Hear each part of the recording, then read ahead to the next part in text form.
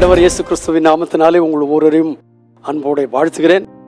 இந்த வெள்ளிக்கிழமை காலையில சுகமாய் இருப்பீர்களாக, மன மகிழ்ச்சியாய் இருக்க கர்த்தர் உங்களுக்கு ஒத்தாசை பண்ணுவாராக. இன்று காலையிலே சபையில உபவாச ஜெபம் நடைபெறுகிறது. சரியாக 10 மணிக்கு ஆரம்பிக்கிற ஜெபத்திற்கு நீங்கள் திரளாய் கடந்து வந்து கர்த்தருடைய சன்னிதானத்தில் ஜெபிக்க கர்த்தர் நமக்கு ஒத்தாசை பண்ணுவாராக. 1 கொரிந்தியர் 10ஆம் அதிகாரத்தில் அப்போஸ்தலனாகிய பவுல் 12ஆம் வசனத்தில் விதமாய் சொல்லியிருக்கிறார். இப்படி இருக்க தன்னை நிற்கிறவன் என்று எண்ணுகிறவன் விழாதபடிக்கு எச்சரிக்கையாய் இருக்க கடவன். நம்முடைய வாழ்க்கையில பல காரியங்களை குறித்து நம்ம எச்சரிக்கை உடையவர்களா இருக்கணும். அதுல ஒண்ணு கேட்டால், நான் எப்படி நிக்கிறேன் பார், என்னை பார்த்தியா, என் பலத்தை பார்த்தியா, என் உறுதியை பார்த்தியான்னு சொல்லி நினைக்காதே. தன்னை நிற்கிறேன் என்று எண்ணுகிறவன் விழாதபடிக்கு எச்சரிக்கையா இருக்க கடவன். ஏனென்று கேட்டால், வீழ்ச்சி என்பது யாருக்கும் எந்த நேரத்திலும் வரக்கூடிய ஒன்று. அப்படி வராதபடி எச்சரிக்கையா இருக்க கடவன். அது சொல்லிட்டு அடுத்த வசனத்துல சொன்னாரு, மனுஷருக்கு நேரிடுகிற சோதனை அல்லாமல் வேறே சோதனை உங்களுக்கு நேரிடவில்லை. அப்ப நாம் கடந்து செல்லுகிறதான எல்லா விதமான சோதனைகளும் எல்லா மனுஷருக்கும் வரக்கூடிய சோதனை தான். உங்களுக்கும் எனக்கு ஏதோ ஒரு புதுமையா வந்துடல. தேவன் உண்மை உள்ளவரா இருக்கிறார். அதாவது உங்களுக்கு நேரிடுகிற சோதனை எல்லாருக்கும் நேரிடுகிற சோதனை தான். தேவன் உண்மை உள்ளவரா இருக்கிறார். உங்கள் திராணிக்கு மேலாக சோதிக்கப்படுவதற்கு அவர் இடம் கொடுக்க மாட்டார். நம்மால எவ்வளவு தாங்க முடியும்னு அவருக்கு தெரியும். எவ்வளவு பாரம் சுமக்க முடியும்னு தெரியும். எவ்வளவு வலி தாங்க முடியும்னு அவருக்கு தெரியும்.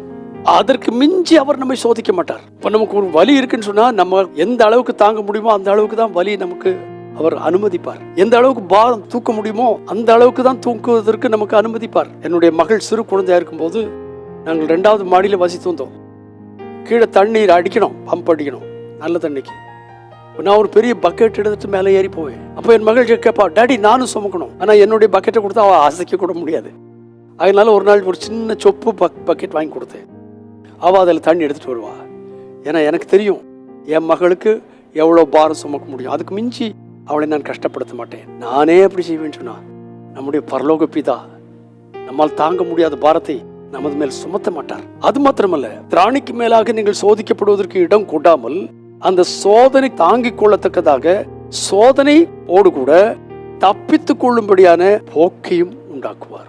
ஏன் இந்த வாசனத்தை இந்த காலையில் எனக்கு தந்தார் என்று எனக்கு தெரியாது. ஆனால் ஒருவேளை நீங்கள் ரொம்ப பேர் சோதிக்கப்பட்டு, ஐயோ இவ்வளவு பெரிய சோதனையில மாட்டிட்டு இருக்கிறேனே, என்னால தாங்க முடியல என்று நினைக்கக்கூடியவர்கள் இருக்கலாம். ஆனா கர்த்தர் உங்களை பார்த்து சொல்கிறார், நீங்கள் சோதிக்கப்படுவதற்கு, உங்கள் திராணிக்கு மேலாக சோதிக்கப்படுவதற்கு அவர் இடம் கொடாமல் அந்த சோதனை தாங்கத்தக்கதாக சோதனையோடு கூட அதற்கு தப்பித்துக் கொள்ளும்படியான போக்கை உண்டு பண்ணுவார். அதாவது உங்களுக்கு தப்பித்துக் கொள்ளத்தக்கதான வழி உண்டு பண்ணுவார். அதில் சிக்கிக்கொள்ள மாட்டீர்கள். அந்த வேதனையில சிக்கிக்கொள்ள மாட்டீர்கள். அந்த கஷ்டத்துல சிக்கிக்கொள்ள மாட்டீர்கள்.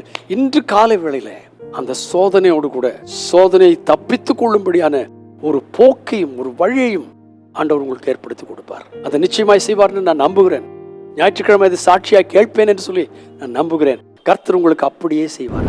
பரிசுத்தமுள்ள எங்கள் நல்ல பிதாவே, இந்த காலை வேளையில தந்த வார்த்தைக்காய் நன்றி சுவாமி.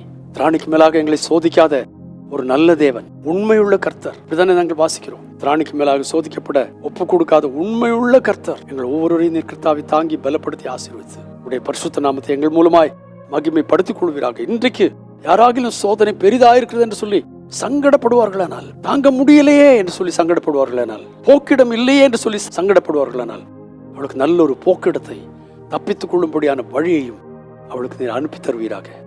பரிசுத்த நாமத்தை மைப்படுத்தும். ஜெயத்தோடு வாழ உதவி செய்யும். துதி கனம் எல்லாம் உமக்கே செலுத்துகிறோம்.